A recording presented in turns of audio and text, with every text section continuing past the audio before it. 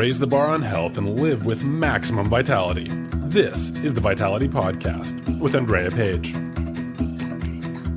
Andréa is a Bali-based naturopath redefining health as living with maximum vitality. Tune in for practical life advice and start aligning with what your body wants. Our bodies are trying to talk to us. Let's listen.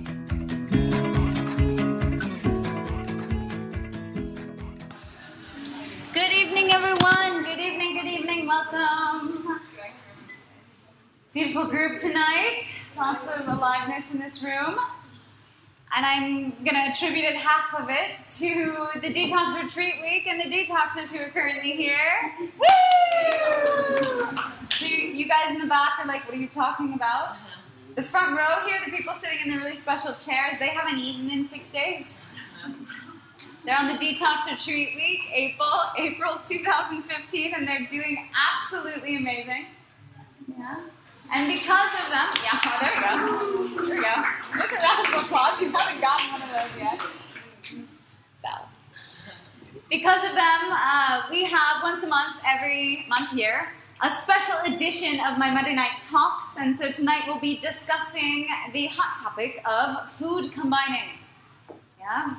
So essentially the intention for tonight's session is starting to look at digestion in the organ of the stomach itself. And it's normally where most of us kind of get lost, right, and things don't go down so well. There's some bolsters back there, some cushions to sit on.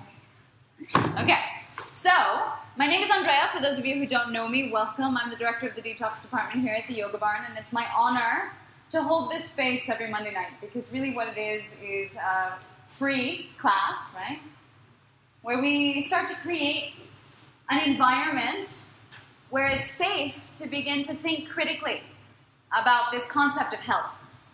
And we've often lost a lot of our critical thinking skills when it comes to health. It's been far too long that we've disempowered ourselves by literally handing our health away to a doctor. You know, you come home from a doctor and someone says, oh, what did the doc say? Right? As if you, who's lived in your body for 20, 30, 40, 50, 60 odd years, don't know anything about what's going on in here. And so a lot of the work I do is helping people reconnect, right? Starting to interpret the messages that our body is always sending us, so that we can start to listen better and be a cooperative with this physical vehicle that we're driving through life inside it. Yeah? Our spirit lives inside of our body. Just like if you had a really expensive vehicle, a Maserati or a Lamborghini, you would learn how to take care of it. You would treat it well. You would give it the best fuel. You would make sure that it goes out for runs every so often, and that it gets proper rest as well. You would polish it, take care of it as well as you could. Well, you have a Lamborghini, Maserati. It's your human body. And so a lot of these sessions are waking up to start to learn how to better connect with it, right? It's like a user manual. You would read a user manual if you had a very expensive car. Beautiful. So it's about time that we take our health back into our own hands and start to empower ourselves to be fully alive on this journey of life. And a lot of the work I do personally and professionally is helping people raise the bar on health, whereby we no longer define health merely as absence of disease, because that's normally how we define it in society. I'm not sick, at least I'm healthy, right? Or I'm healthy because I'm not sick. But what if there's more? That's my question. What if there is more? So often I bring people back to a memory perhaps of how you felt when you were like 5 or 6 or 7 years old, right? A kid with abundant, fruitful energy, right? You wake up in the morning and, let's start the day. What game can we play? Right? Mom, Dad, wake up. Let's go. Like that is like vigor, fervence for life. That is vitality. So returning to that and actually using that as a new standard for health can be one of the most powerful decisions that we ever make. So the detoxers are learning that firsthand this week. Right? They haven't eaten in 6 days, and we have that old adage, food is fuel. We need something from outside to give us something. But this vitality that I'm talking about is something that very much comes from inside. And so I'll ask them, how do you guys feel 6 days after not eating? Very good. I mean, they gave us a thumbs up before. They're doing pretty well, right? This is a pretty exceptional group also. But they're feeling amazing. They haven't eaten in 6 days. I know some of you in the back couldn't even dream of not eating for 6 days. Right? But yet you see right here physical proof that not only is it possible, but it enhances your life in a way that you would have never thought possible. So tapping back into this inner vitality, that's one of my biggest missions. A big part of that is starting to figure out what's going on in your system and often what holds you back over time. And digestive issues definitely hold a lot of people back. Yeah? The enteric nervous system, a branch of our nervous system that's located in the intestines, is incredibly powerful, incredibly receptive, and always giving feedback on whether we're happy or sad, right? And how we feel here, if we've pooped or not, things like that, have a big effect on how not only your emotional state is, but how your mood is, right? How ready you are to jump out of bed like that 6-year-old or not. And so starting to unlock the secrets of digestion is my intention. It's my gift tonight. Right? So I like to start every lecture through kind of exposing my own bias, and I strongly feel that anyone who can sit up here in front of people and speak for 45 minutes, which I'll be doing, we'll have 15 minutes of questions at the end, so save any questions you have, all right? I'll give you a chance. Anyone who can do that has some biases, and so I prefer to show them to you up front. My strongest, most fundamental bias is that of natural health and hygiene. Yeah, so I've just finished my doctorate in naturopathy. And the roots of naturopathy are in something called natural hygiene. And natural hygiene uses fasting as the backbone for everything it does. It's a return to a natural state of working, a natural state of functioning of the body. Yeah, returning to the elements, and really returning to the inherent understanding that the body has full power, capacity, and capability to heal itself. And I'll say that again, because you weren't really taught that in school. The body has full ability to heal itself. It simply has to be given time and space to do so. So that's what these guys up here, a fasting retreat, are doing. Giving that time and space. And it's something super, super, super important. So you guys can come back another week to these lectures if you want to learn more about fasting. My other biases that I'll expose to you, I have a Master's of Science in ethnobotany, which is the study of the relationship between people and food plants, or people and plants. My specialty is gastroethnobotany. I did my field research here in Bali, looking at the change in diet in Balinese over 3 generations, and kind of the pairing, the relationship to diet and disease. I've done other studies under Colin T. Campbell, the author of the China study, the longest nutrition study ever done in the history of man. And that showed us that definitely the 5 most common maladies of today, heart disease, autoimmune diseases, diabetes, obesity, and cancer, are not only all completely preventable, but also pausable and reversible through diet and lifestyle changes alone. That's a diet that comes much more back to the earth. It's a plant-based diet. It's a whole food, plant-based diet. Because 3 times a day, what is this? This is medicine. So whatever we put in our mouth, it's either hurting us or healing us.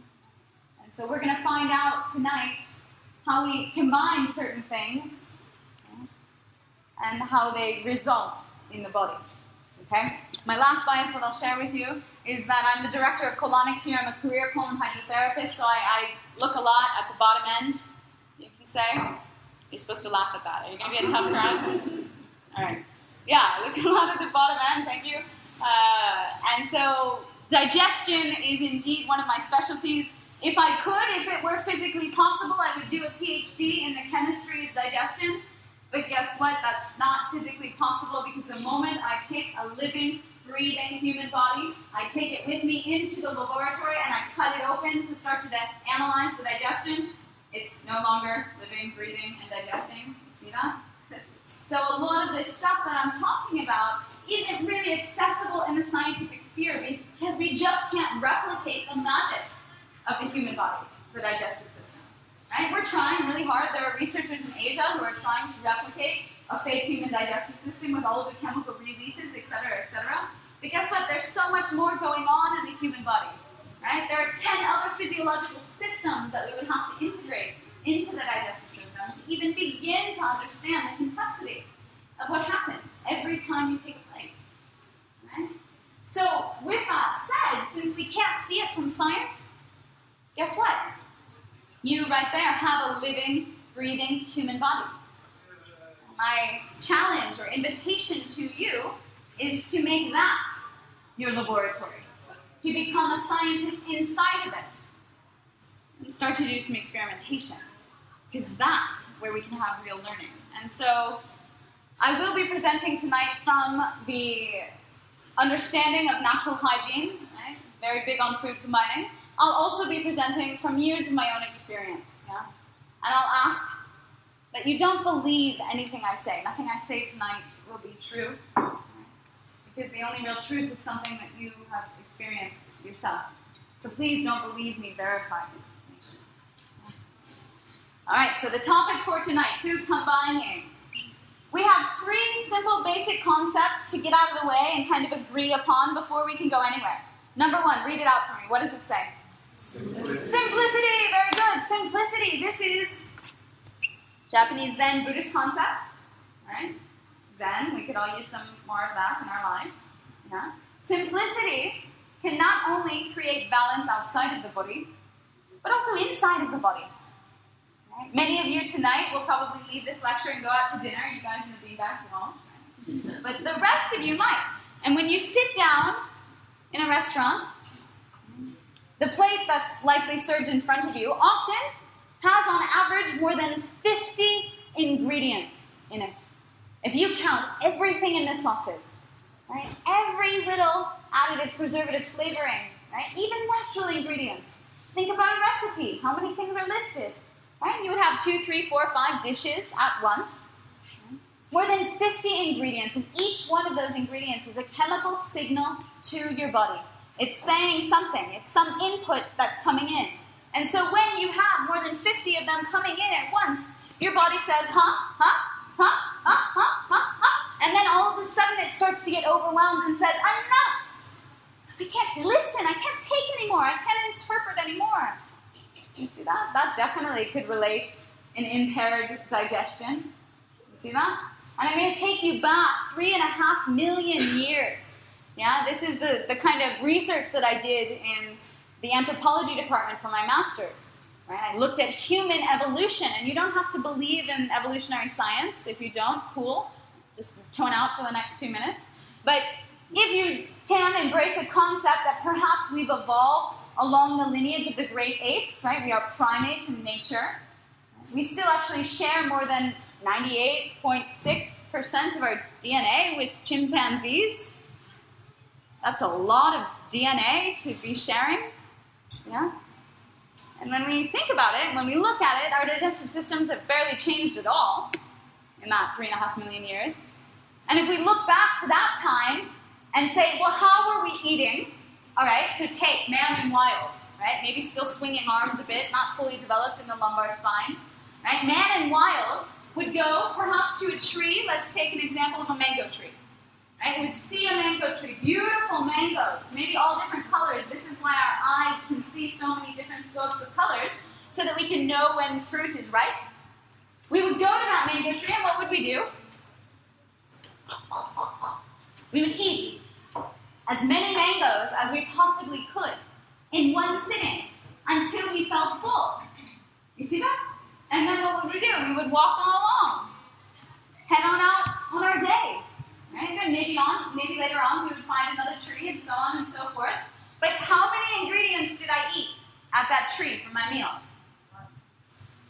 1. Very good. 1. Mango. And so that was 1 chemical signal to my stomach.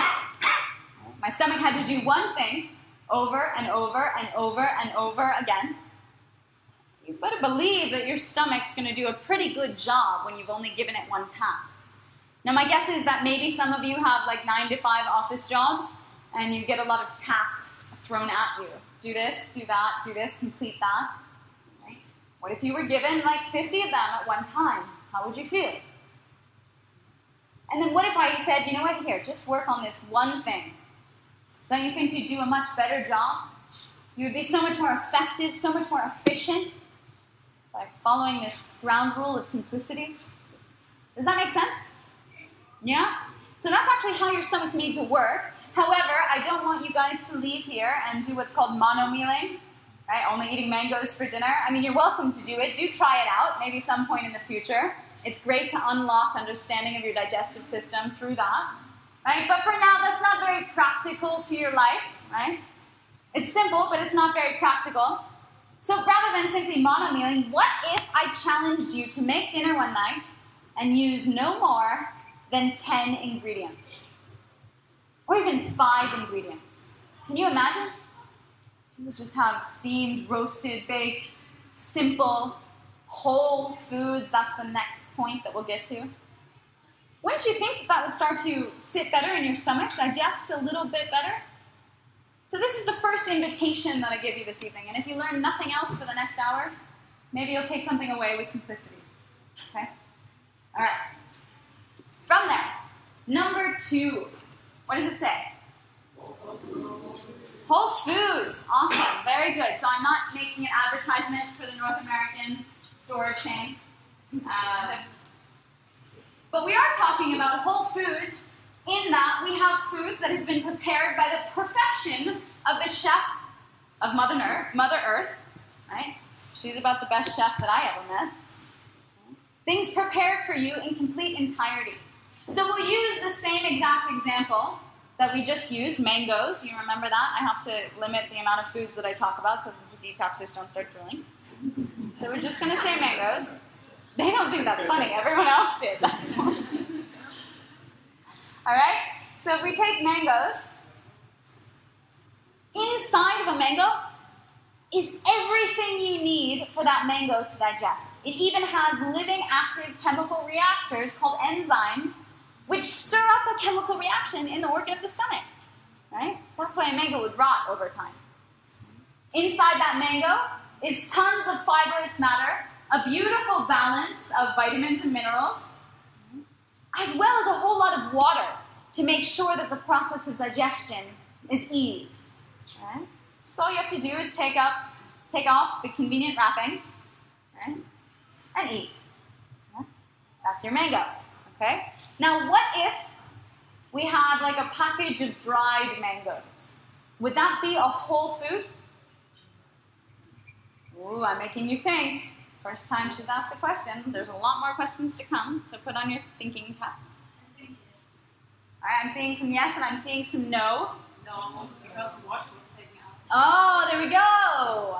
Indeed, no. The answer is no. Dried mango, not a whole food. Because the water was taken out, and the water is an integral part of the entirety of the food.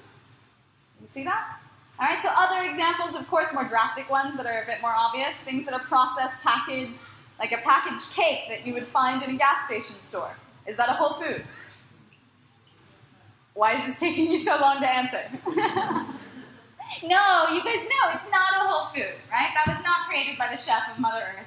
That was made of tons of different processed, refined ingredients, a bunch of white stuff, flour, sugar, maybe even other white stuff was thrown in, and it was mixed up, made into this cake. Right? When your body receives that, it actually doesn't really know what to do with it. Any kind of processed food is literally alien food to the body. The body says, wait a minute, huh? You see that? And in that processed food, you probably have a good 30 ingredients or so. Yeah? All right, and if we were to simplify it down, this is a tangent. If we were to simplify it down, everything in that gas station convenience store is made up of about 4 ingredients. Oil, sugar, flour,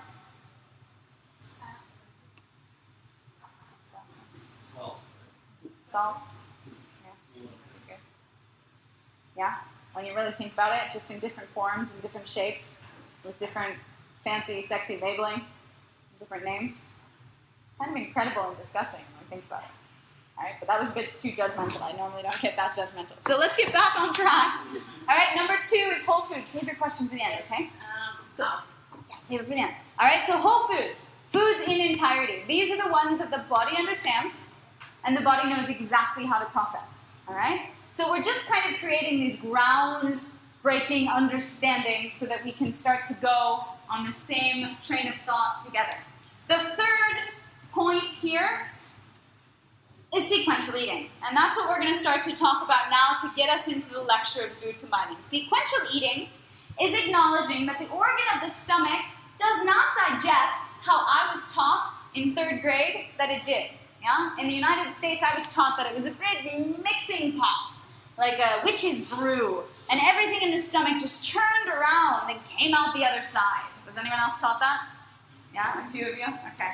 So when indeed we look at the organ of the stomach, and I have one drawn up here, the stomach itself is a C-shaped bag-like organ, all right? And you can find it if you take your right fist and you put it at the center of the ribs, all right, where the ribs meet, and then go slightly over to your left. That's roughly where the stomach is located, okay? And the stomach, when it's at full collapse, remember I told you guys this on day 2, on day 6, your stomach's going to be about the size of your fist.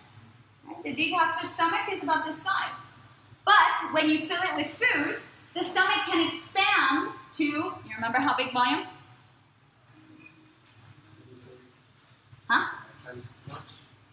1.5 liters. Remember your number volume? The stomach itself expands to 1.5 liters. They already learned that. That's why I was pop quizzing them. Okay. More pop quizzes to come. So the stomach, obviously, if it expands, what do you feel like? Yeah, it's bloated, right? And we'll talk about bloating more. But you can feel it when it has that expansiveness, okay? So that's the stomach, all right? It has an in point and an out point, entry and exit, all right? And when things digest, they are digested through secretion of different kinds of enzymes, first in the mouth and the saliva, but unfortunately, people today aren't really chewing quite a lot. I recommend that people chew 40 times per bite. That's a lot. That's your challenge for dinner, okay? Then, once you swallow, or even before you swallow, even when you start to think about food or smell a certain food, your stomach begins to secrete certain gastric juices of a very specific quality dependent upon what you've eaten. All right? And the different gastric juices will have different pHs, they'll have different charges to them, more positive, alkaline, or more negative, acidic. All right? And those gastric juices, does anyone know where they're secreted from? The outside of the stomach, right? They're not always sitting there in the center of the stomach, right? They're secreted. And so they secrete from the stomach lining.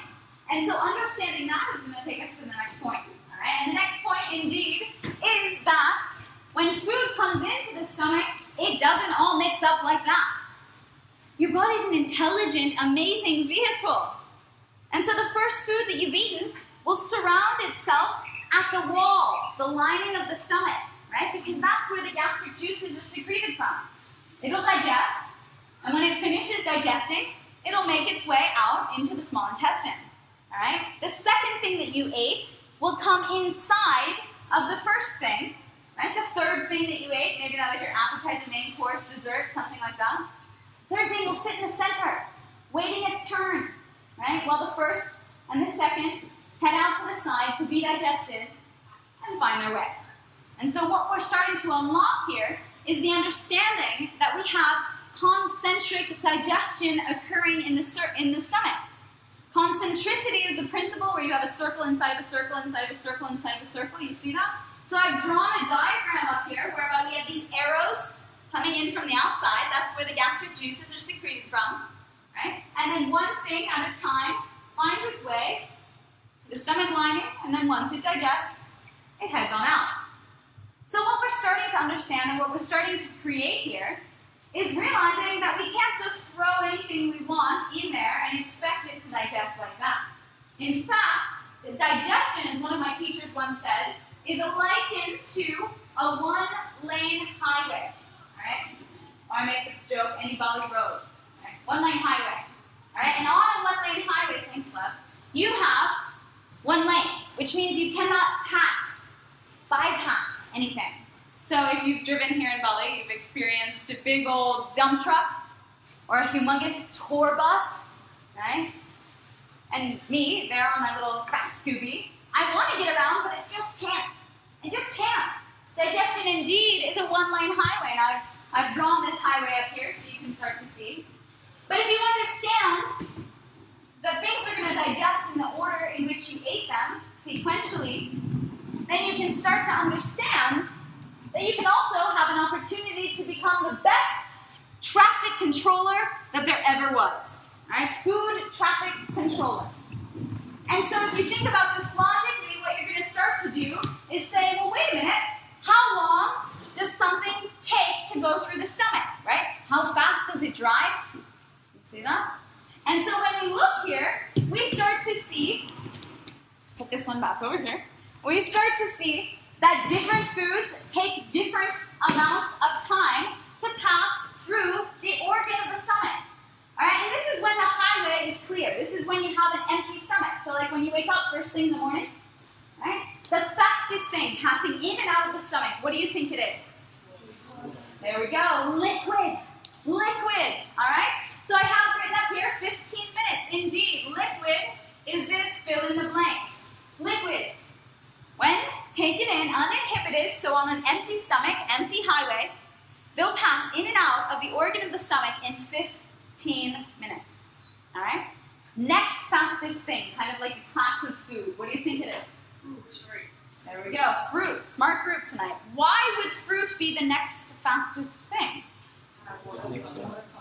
Yes, now we have our thinking caps on because it is the most water containing. Indeed, fruit will take anywhere from 30 to 45 minutes to pass in and out of the stomach when eaten alone and on an empty stomach, all right? Next group of foods, what do you think? What's the next most water-containing thing? There we go. Vegetables. So this is a culinary definition, vegetables. Most of vegetables botanically are actually fruit, right? But we'll include a lot of leafy green vegetables here as well.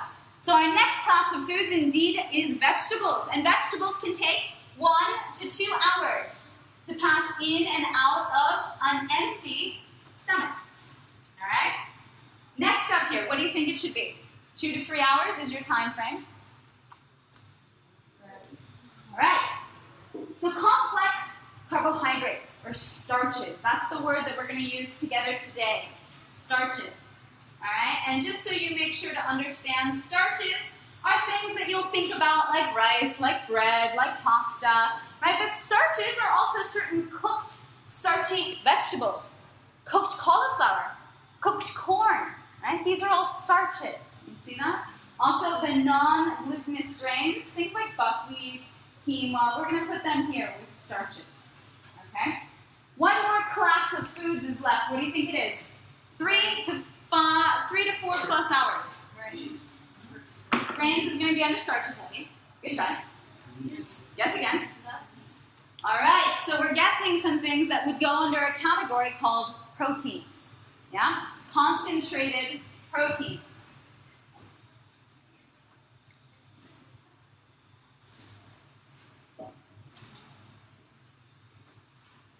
So I'm going to take a little aside here and tell you that number 2 up here, whole foods, the true definition of this is a food that has within it all 3 of the macronutrients. And what are the macronutrients? Do I have any nutrition geeks in here?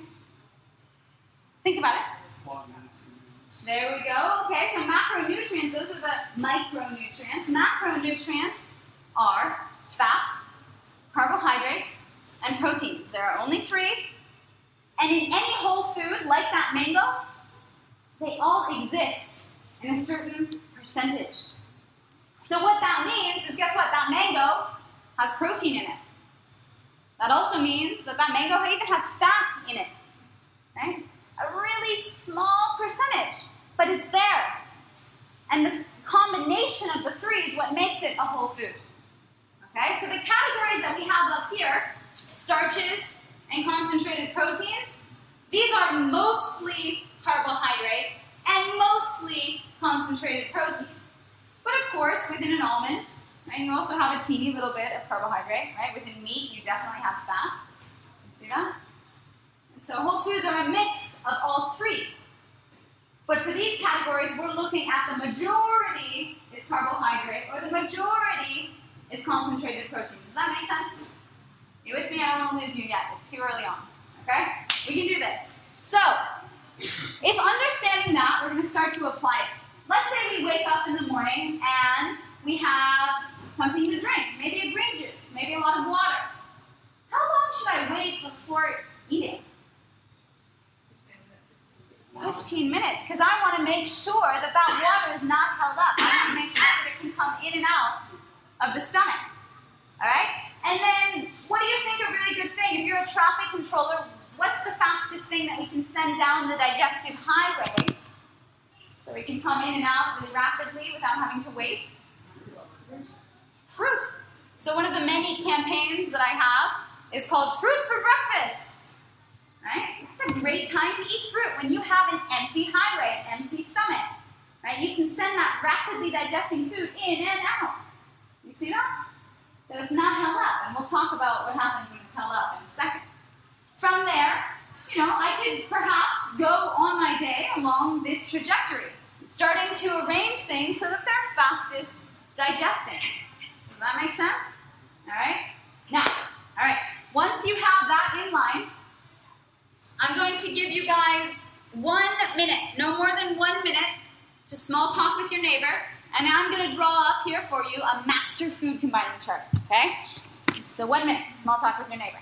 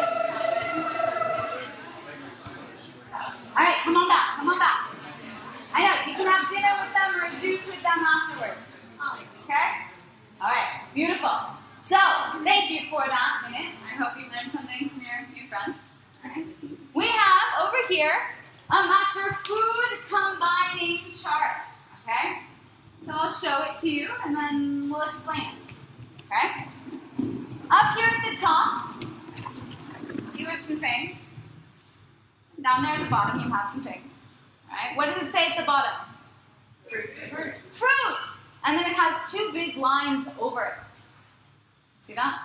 It's pretty much separate from everything else on the chart. And the reason for that is because fruit is your Lamborghini. It's your sports car. It wants to run in and out of the stomach as fast as possible. If you put a Lamborghini behind a dump truck, it's not going to be really happy. It's going to sit there and rev the engine, right? Well, guess what?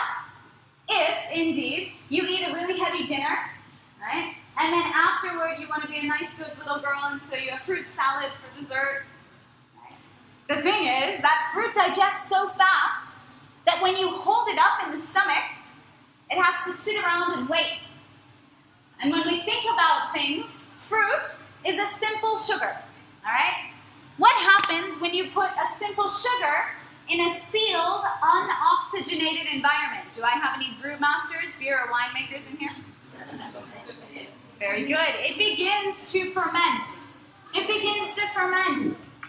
So when you go and you eat fruit salad for dinner, right, we've just created some wine in your belly. See that? And indeed, the byproduct of indigestion is alcohol, chemically. Right? Don't tell me you've never felt a food coma where you feel actually a bit intoxicated after you eat. Right? That heaviness, that kind of spaced outness. Right? That's the byproduct of what's coursing through your veins. And so what this means is indeed fruit is meant to be eaten alone and on an empty stomach. Because if fruit is that circle at the center of your stomach waiting for everything else to digest, it can stay there for 5, 10, even hours or more while everything makes its way along the digestive highway. Alright? And that fruit in a sealed, unoxygenated environment definitely will ferment. And guess what? Bubbles of fermentation, they're teeny, they're little. We see them all the time in the colon hydrotherapy tube come through. You feel them all the time. Maybe coming up as a burp, like, right? Or maybe as a fart, like that little, right? Those are farts of fermentation, okay? So, we'll look deeper here. We're going to come to the top. We have 2 big categories which are unattached up here at the top, okay? Over here, we have concentrated protein. Over here, we have complex carbohydrate, or our starch family, all right? Anything that's starchy. Well, these 2 things require absolutely different gastric juices, different environments for their effective digestion, all right? The starches require kind of a more alkaline gastric juice, more of an alkaline environment, so we'll think of that as positive to simplify. All right? The concentrated proteins require more of an acidic environment to digest. In fact, a true carnivore, like I have a little puppy dog, she's 5 months old. If you haven't met her yet, you can come babysit.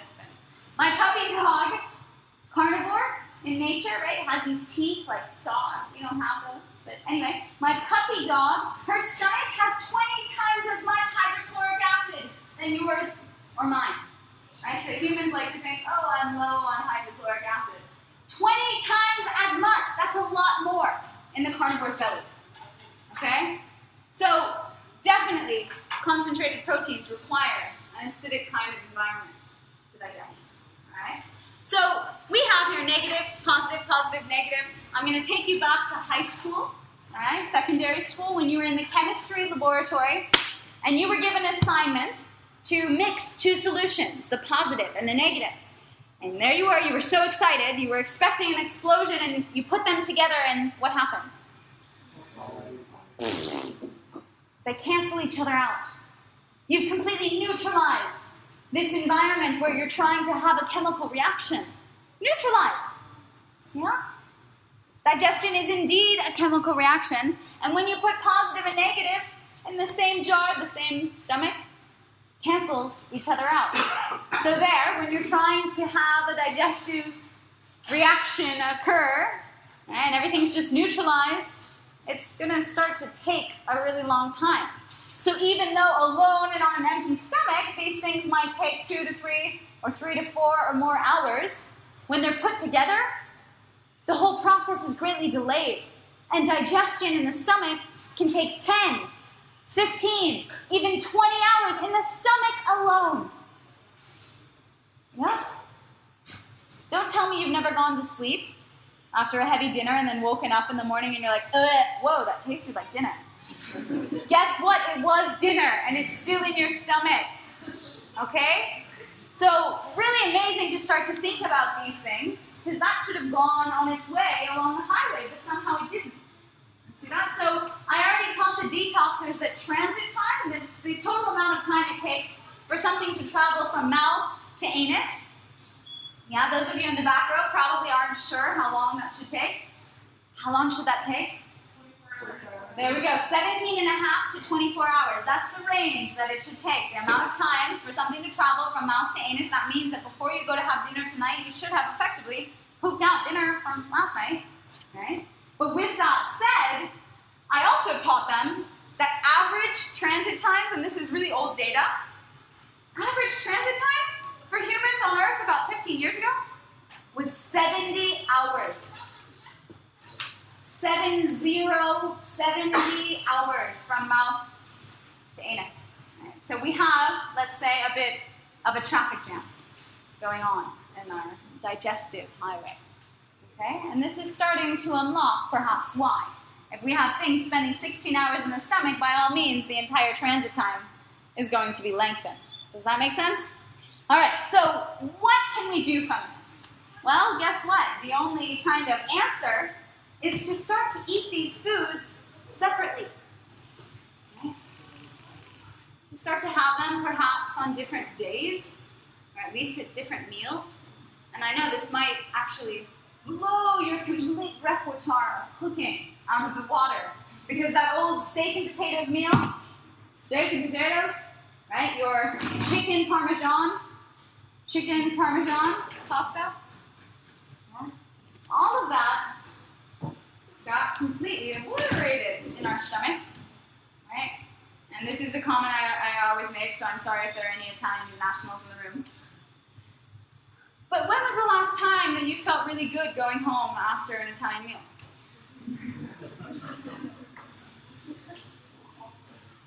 Yeah, point made. Okay, so we start to see, and you can just say pizza, because what's pizza? Cheese, bread. See that? Yeah? Okay, so we're starting to unlock the secrets of digestion.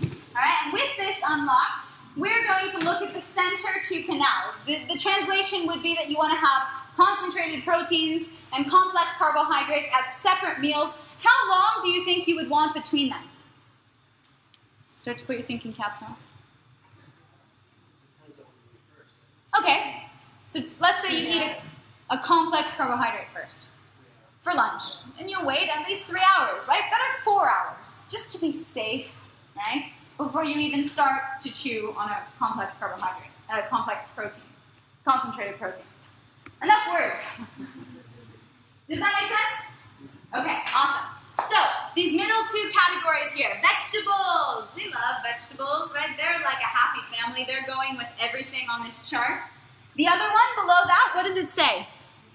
Leafy greens. Take a glance around you outside. What color do you see? Green. Green. And that is actually the number one thing missing from the human diet today, leafy green vegetables. This is indeed what we're intended to be eating a lot more than we are. Yeah?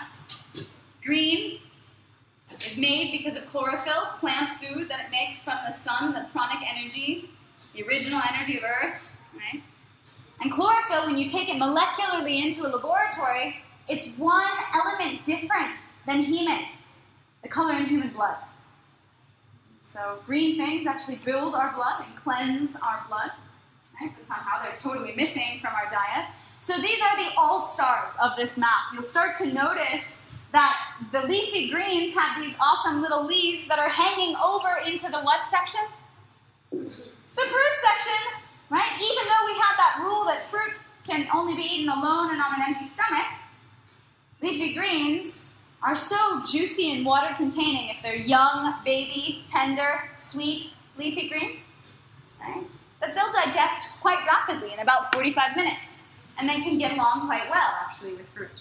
Right? So there's your green smoothie. All right? So we have here the three basic main rules of beginning food combining. That's my intention to teach you tonight. Fruit is to be eaten alone and on an empty stomach, and starches and proteins are to be eaten separately. Now you understand why, right? I'm going to give you, from here on out, kind of a 5-step plan, okay? Because this stuff is a lot of new information. It probably tipped the ship on how you've been living your life for the past 20, 30, 40, 50 years. Okay? And so a guideline on how to follow from here. Number 1 is to change nothing and simply start to observe.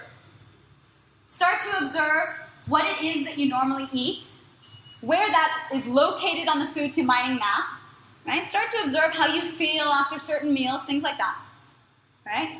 Number 1 is to observe, change nothing. Number 2 is to start to experiment, right? Start to dabble. Have a few meals that are well combined, right? So you can have something like a normal vegan meal would be complex carbohydrates, if it's rice or buckwheat or something, pumpkin, right? Any kind of starch. And then you're going to have it with vegetables and leafy greens, right? And roasted vegetables and all these different things. You see that? Pretty simple. Right? No nuts or seeds, those would be over there, right? And then maybe you have nuts and seeds sometime, and you want to have nuts and seeds with vegetables or leafy greens, right? You have that. Maybe you're having fruit for breakfast. So number 2 is to start to experiment, okay? And just see how it makes you feel. That's it. Number 3, from there, is to commit. To say, you know what? I'm going to become that scientist in the laboratory of my body, and I'm going to take a certain period of time. Perhaps it's like 2 weeks. That's usually the minimum for any kind of dietary test, 15 days. Okay? And say, I'm going to follow as close as I can all of this. And I'm going to see how it makes me feel. I'm going to start to notice the difference. All right? Maybe you take a longer period of time, maybe a month. Maybe you're feeling so good and your belly is so flat that you want to just continue. Number 4 then, mind you, is to mess up, right? Fall off the bandwagon, right? Have some pizza, maybe, right? That's my story. I don't have too much time to share it, but the story that I normally share is one of my most famous of all time mess-ups. It was years ago, way back when I started food combining, right? I got up to number 3, I had committed, and my digestive tract was like, hallelujah, I'm on holiday. I don't have all those signals coming in. I don't have to secrete 2 different kinds of environments at once, right? I can be simple. Simplicity. So my digestive tract was really happy. And then I went home to visit my parents in the United States. And like good parents, they thought they would be sweet. And so they ordered for me the kind of pizza that I used to like when I was a kid from like the little local pizza place, right? And they're like, hey, look what we got you. And I was like, ooh,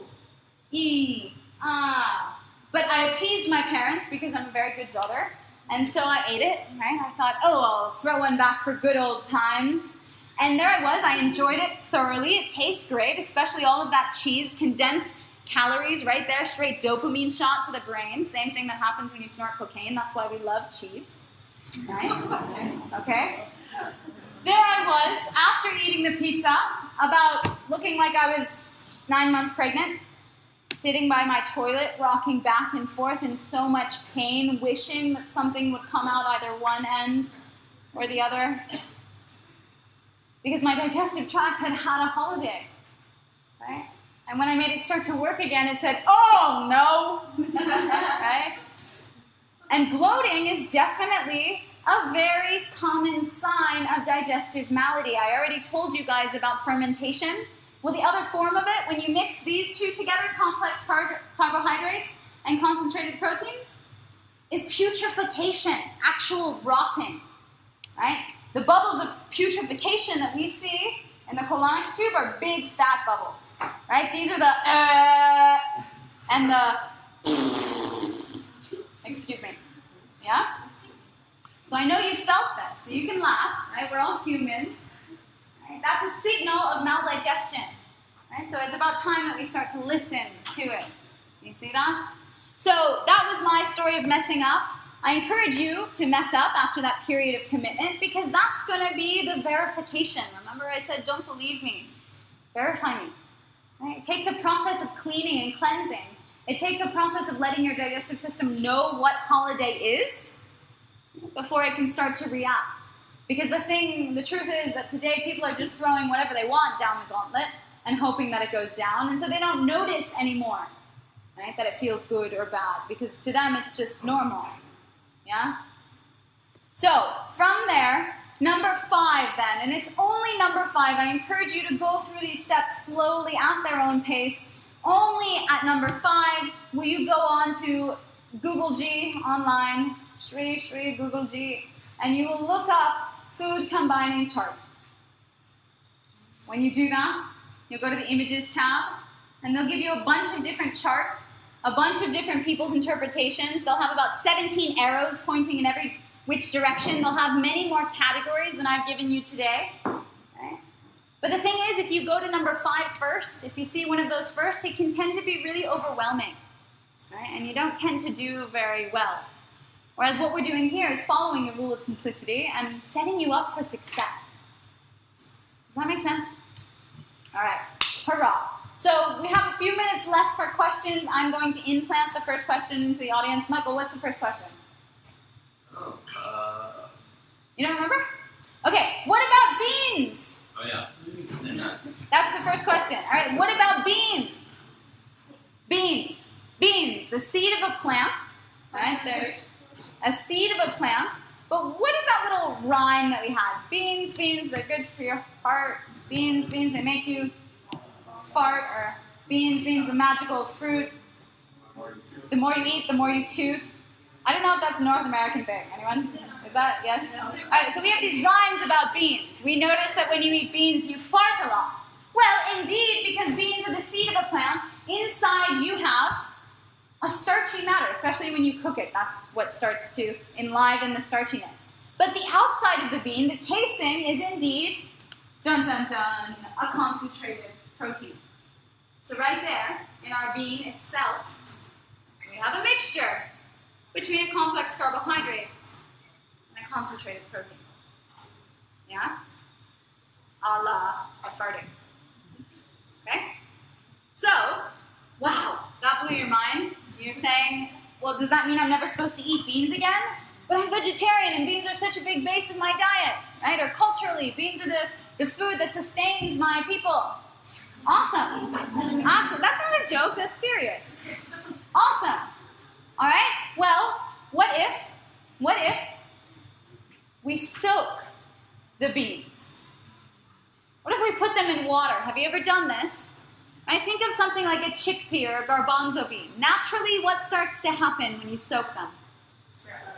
All right, they start to sprout. A germination process happens inside, a chemical reaction. It mimics as if you were to plant that seed once again, right? But also, I saw back there, the skin starts to peel off. Remember that? The concentrated protein part of it just leaves.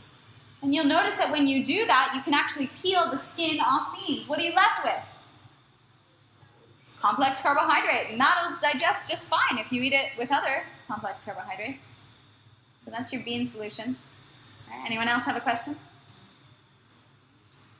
Yes, back there. What about tomatoes? Tomatoes are technically a fruit, right? Cool. So tomatoes, yes, indeed, botanically are a fruit. They would be a fast-digesting vegetable. They're acidic kind of fruit. You could eat them with other fruits, or you could eat them with vegetables, because they're a non-sweet fruit. Come to talk to me after class. Okay? But yes, for your sake, you could combine tomatoes with fruits or with vegetables. Awesome. Yes? What did you eat today? What did I eat today? Everyone always asks that question. I had 3 different, well, I don't want to say this in front of the detoxers. You guys knew I wasn't fasting with you, right? I thought you were. That would be irresponsible of me. Love you. I had 2 or 3 different types of leafy green vegetables. Yeah. I had some mushrooms. And I had, what else did I have with that? That was it. About 6 bananas in the morning. Yeah? Yeah. All right, well, come back next week and we can maybe talk about my dietary plan. For now, we're talking about your stomach. All right, back there. A lot of us come to this knowledge like later in life or whatever. We've obviously had a pretty terrible diet for our life at this point. Do you think we're doing any lasting damage? Because people come to this information at different points in their life. So if I turn to Jesus at the 11th hour and start eating this really fantastic diet today, do you think I'm going to suffer in the future for what I've already done? And if I prolong this bad diet for, say, about 5 years? He's prioritizing his life. I love it. Thank you so much. While I'm poor and traveling. Okay, cool. Cool. Okay, awesome question. So my answer, first of all, is that tonight I wasn't talking about what to eat. I didn't say anything about what to eat. What I'm talking about is how you eat it. Do you see that? So if you're talking about a poor man's pocket, a poor man can definitely food combine. It's probably even easier to be simple. You see that? Whole foods. Okay? That's number 1. Number 2, answer to your question, does incorrect food combining have a detrimental effect on the human body? Yes? Not just vitality. Does eating a lot of, or does drinking a lot of alcohol have a detrimental effect on the human body? Yes. Right? When you have the chemicals of maldigestion running through your bloodstream, the liver has to process them. And so over time, that's definitely going to have an effect. And so yes, vitality, youthfulness, will food combining and practicing these rules make you look and feel younger? You better bet it. Because as soon as you incorrectly combine, right? How did you feel after that big Italian restaurant dinner? Really super tired, right? A great example from North America, the big North American Thanksgiving meal, right? We make an excuse that it's the tryptophan and the turkey, but indeed it's all those different combinations of a million different foods that you've eaten at once.